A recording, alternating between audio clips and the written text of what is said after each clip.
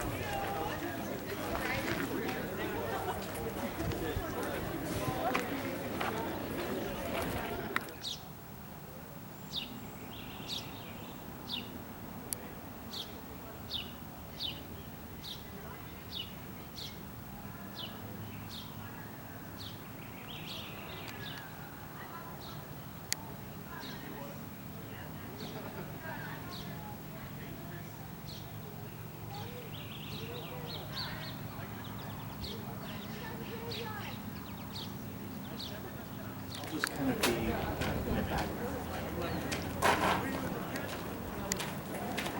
What a surprise. hi. I didn't expect to see you here.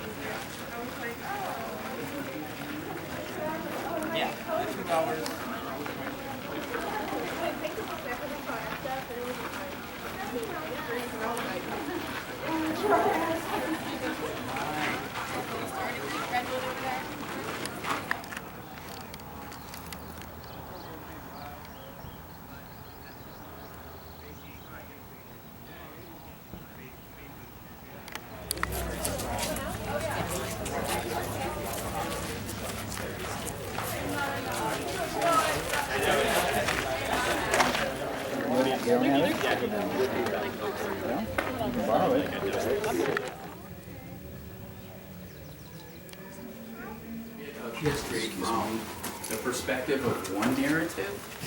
Take a look at this very pleasant scene here.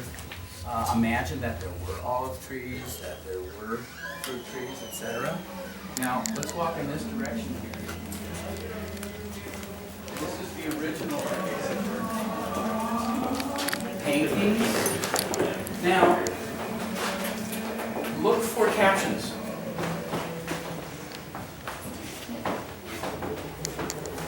What are you finding?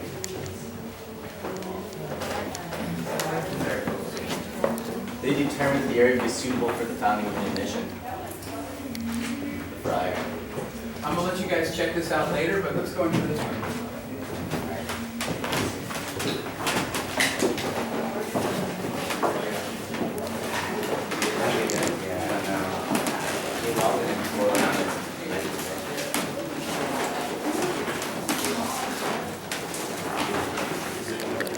Let's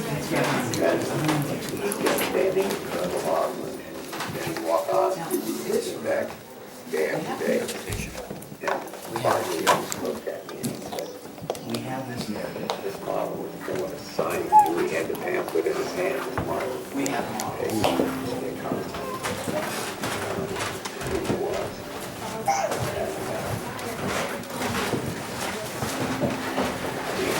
My interpretation in this room, No interpretation. Your impression.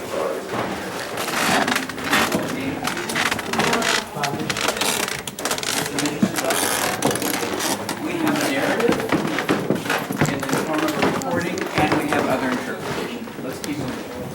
And then you start like,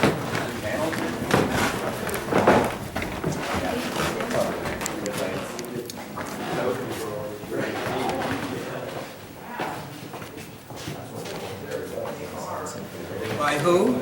When? It looks like. How? You don't know. We don't know. Okay.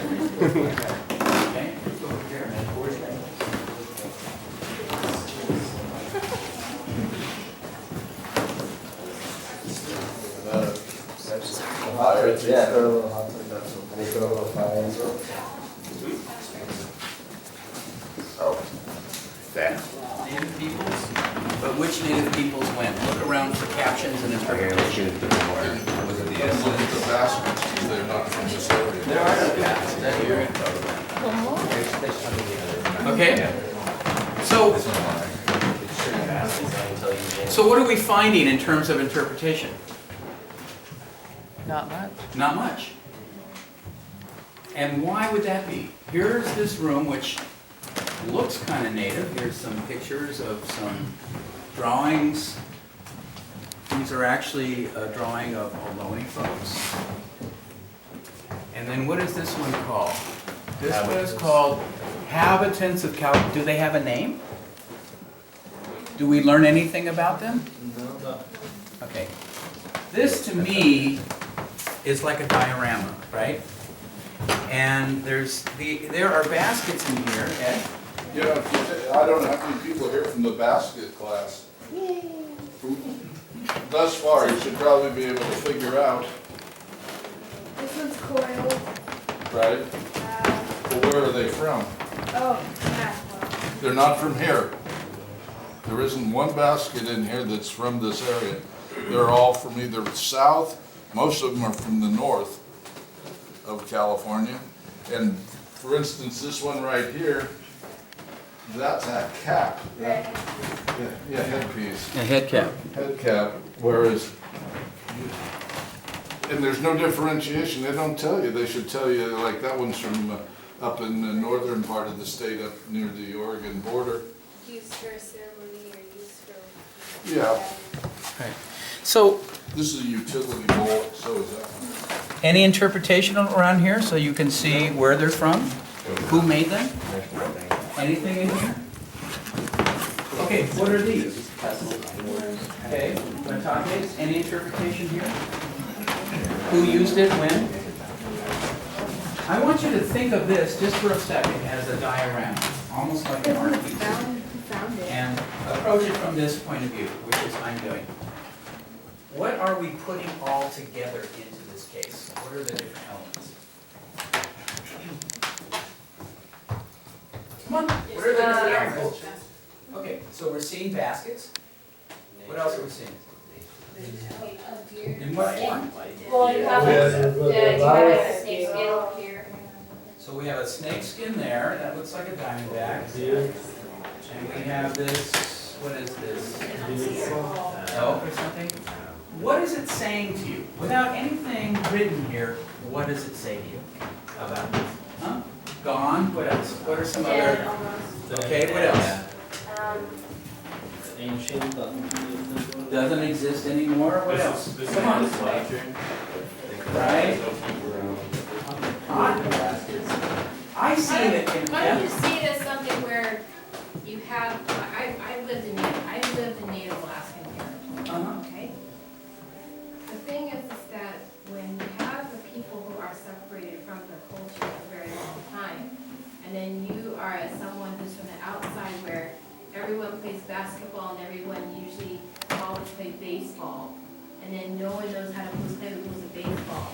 So then you're playing basketball. So when you see people playing, interpret baseball, you're going to come from the sense of playing basketball.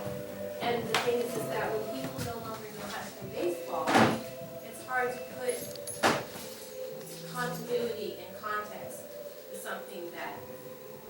So the thing is that when we are going to go to the next place, eventually there will be more continuity. And then when we see baskets like this again, maybe next time, maybe we can bring that to the mission next time so that we can actually have continuity. And that's a good point, because with regard to baskets, there's only one Ohlone basket weaver that I'm aware of that is making baskets currently. And all of the other Ohlone baskets are in Europe. So she had to go to Europe to study her own culture, her own baskets. When I look at this, I see an equivalency here between the baskets, and we know they're native, but we're assuming they're native because there's no interpretation, there's no historical interpretation by either native or non-native historians. So I see an omission in this room, and I see an equivalency between ancient, I don't know how old, native crafts and animals. What's the connection? Oh. Well, Okay, let's move on. yeah. You can contemplate this. That's sucks. One panel. Okay, a panel of interpretation.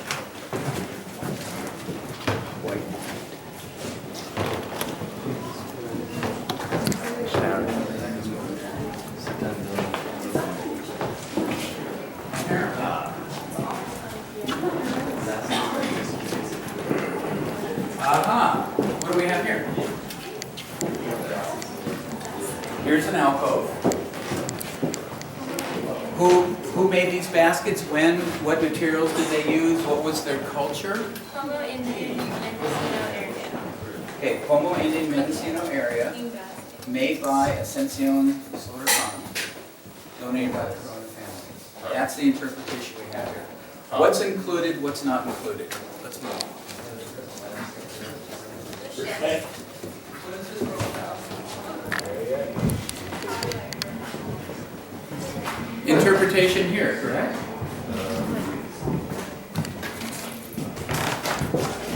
So what is the point I'm making here, folks? By going from room to room and room and noticing basically what the room is about and basically what interpretation is and is not present. They only tell you about European artifacts, European culture. They don't explain anything about native culture or native artifacts. With the assumption that we don't care. That's good. They're lumping all the native. Lumping native culture together, right? If you stand there, Martine, go over here, you're gonna have to get started. Okay, so that's the point I'm trying to make here. Where the interpretation exists, where it doesn't exist, I want you to try to figure out why. 400,000 people come to this mission every year. They're not taking American Indian Studies courses. They're not, they probably have their own critical thinking skills. What do they walk away with when they leave this place? Let's go outside. No, we're not knocking Christians today. That's not the purpose.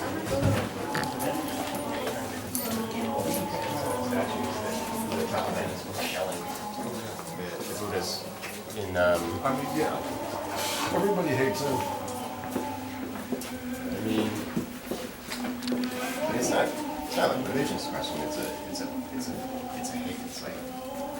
just haters. Yeah, philosophical. Yeah. They're different religions, so therefore. My class. You guys get to decide. Yeah, I'm going for You know, I don't want anybody to decide for me. I want to have the information, and I'm always suspicious about information. And I want to take the information, I want to do my own research, and then decide for myself. Look at the Battle of Little Bighorn. That was considered a massacre. The battle at Sand Creek, they handed out medals of honor for the massacre to the Indians. Yeah. Whose massacre was it? From what perspective? And this you'll find in all aspects of your life. I think it comes out in very obvious relief when you talk about American Indian Studies, because as you all know, you're all learning some very new stuff, right, in your classes? Things that you didn't learn in the 4th grade? Or even you didn't learn in your college level history classes? And a lot of it is left out. Drives me crazy. You know, I was a pain in the ass to my teachers. Excuse me. Oh, here comes class. Okay, let's get in our cars. Do you feel like you had a good view of the place? Yeah. Let's get in our cars and get out there and get ready for our big feast. I want you to read about all the different missions. So here is all these panels of interpretation, and again, notice what is mentioned, what's not mentioned. What's omitted, what is proposed, what is suggested, what's implicit, what's implied, as opposed to explicit, what is explained. Remember, if it's explained, okay, thank you for telling me, I'll think about it. If it's implied, you get to figure it out yourself, and sometimes implying something rather than saying something is more convincing because you thought of it yourself. You guys follow me when I say that? It's implied, it's suggested. Oh, I get it, I figured out what you're trying to say. It's as if you came upon the thought yourself. Okay? So go along here. What's implicit, what's explicit, what is included, what's excluded.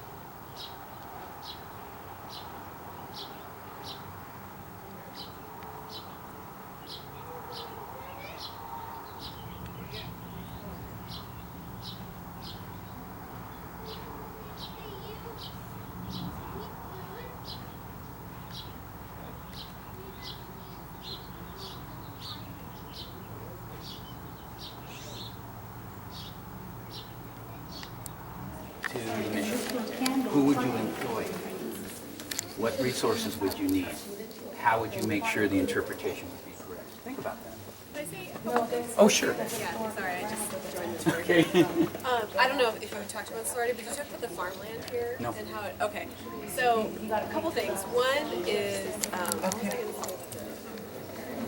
one thing about both like cemeteries at missions as well as cemeteries at Indian boarding schools, which perhaps you've learned about in other classes, is that it was also the native people who were like making the crosses and digging the graves and like burying their peers. So like imagine what that may have felt like to be someone who was essentially like forced to stay in this place, and then also to like create the burial grounds for your peers, like, and how devastating that may have had to be to sort of see that that is the outcome of the situation and that like where you're living.